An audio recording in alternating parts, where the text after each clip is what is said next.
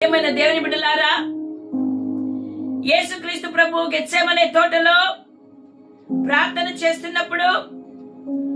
ఆయన చేత కాకున్నప్పుడు పరలోకము నుండి దేవుని దూతను తండ్రి అయిన దేవుడు పంపి అతనిని బలపరిచి ధైర్యపరిచాడు.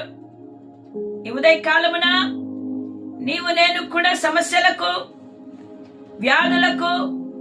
రోగములకు, అప్పులకు,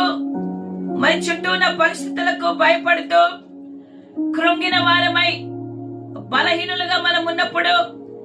చేతగాని వారిగా మనం ఉన్నప్పుడు, మనకు ఎవరు తోడలేరు అనుకున్నప్పుడు, మనము ఒంటరి వారైనప్పుడు దేవుడు ఏ రీతిగా దానియేలును బలపరిచి నా ప్రియుడా